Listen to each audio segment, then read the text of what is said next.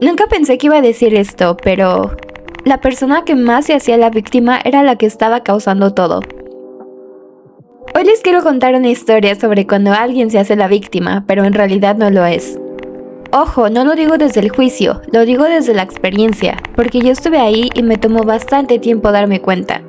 Y lo digo con calma, porque esta historia no va desde el odio ni desde el ataque, sino desde algo que yo misma viví y que me tomó bastante tiempo entender. Todo empezó cuando conocí a una persona que vamos a llamar Lucía. Desde el primer momento, Lucía parecía alguien muy dulce, muy sensible, de esas personas que siempre hablan desde él. Yo he sufrido demasiado. Literalmente, casi todas nuestras conversaciones empezaban igual. Que nadie la entendía, que siempre daba mucho y recibía poco, que la gente era injusta con ella sin razón. Yo conecté desde la empatía. Pensé, qué feo sentirse así, pobrecita. Sentía que necesitaba apoyo, alguien que la escuchara. Y al principio todo parecía normal, pero con el tiempo empecé a notar algo que hoy ya no ignoro. En todas sus historias, ella siempre era la víctima perfecta, y todos los demás eran los villanos. En ese momento no la cuestioné, pero esa fue la primera señal. Conforme pasó el tiempo, empecé a notar patrones. Lucía siempre tenía un conflicto activo con alguien. Siempre. Si no era una amistad, era alguien del pasado. Y curiosamente todas esas personas eran malas, tóxicas o envidiosas. Nunca pensé algo como, tal vez yo me equivoqué. No había autocrítica. Y cuando alguien se alejaba, la razón siempre era la misma. La abandonaron. Además tenía esa forma muy sutil de hablar que te hacía sentir especial. Frases como, eres la única que me entiende, o contigo sí puedo ser yo. Eso suena bonito, pero también carga una responsabilidad emocional enorme. Sin darme cuenta, empecé a sentir que si yo no estaba ahí, le estaba fallando. Ya no veía la situación con claridad, la veía desde el miedo a lastimarla. Y allí es donde ese tipo de personas empieza a tener poder sobre ti. Y aquí quiero hacer una pausa, porque sé que muchas personas van a estar pensando cosas como, ¿por qué le creyó tanto? O ¿por qué no se alejó antes? Y la verdad es que cuando estás dentro de una situación así, no lo ves igual que cuando lo cuentas desde afuera. Yo no estaba pensando, me están manipulando. Yo estaba pensando, no quiero ser injusta con alguien que dice estar sufriendo. Además, hay algo que casi no se habla. Cuando una persona se muestra tan vulnerable todo el tiempo, tú empiezas a sentirte responsable de su bienestar emocional. Yo sentía que si me alejaba, la estaba abandonando, y eso pesa muchísimo. Más de lo que creen. No es tan fácil irte cuando alguien constantemente te recuerda lo mal que la pasa y lo poco que confía en la gente. Te sientes súper culpable y así fue como me sentía yo. También quiero aclarar algo muy importante.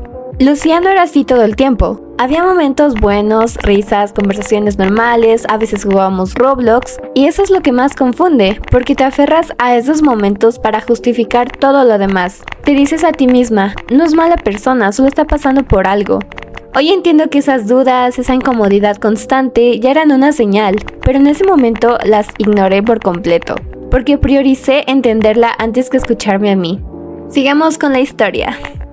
Les voy a contar un pequeño problemita que pasó con cierta chica que vamos a llamar Camila.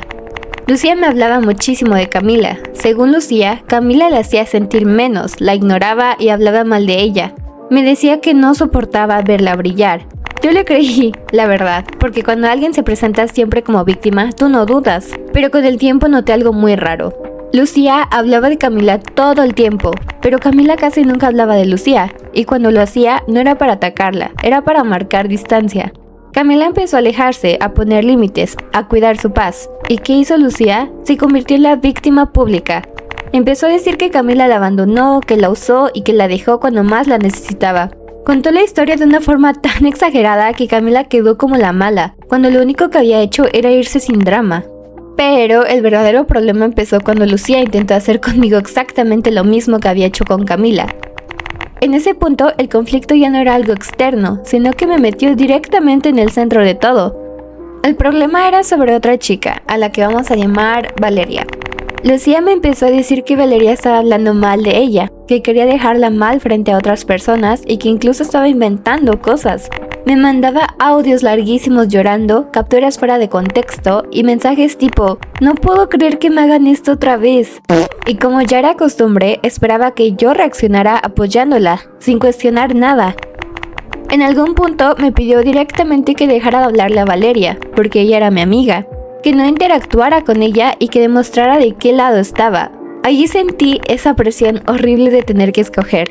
Yo no tenía ningún problema con Valeria ni pruebas reales de lo que Lucía decía, así que le dije que prefería no meterme y mantenerme al margen. Y en ese momento todo cambió. Lucía pasó de víctima a acusadora. Empezó a decir que yo la había decepcionado, que la estaba traicionando y que esperaba más de mí. Ahí entendí algo muy fuerte, la verdad. No quería comprensión, quería lealtad ciega. Y cuando no la tuvo, me convirtió en parte del problema. Después de todo lo que pasó con Valeria, yo me quedé muy removida. No fue algo que se me pasó rápido.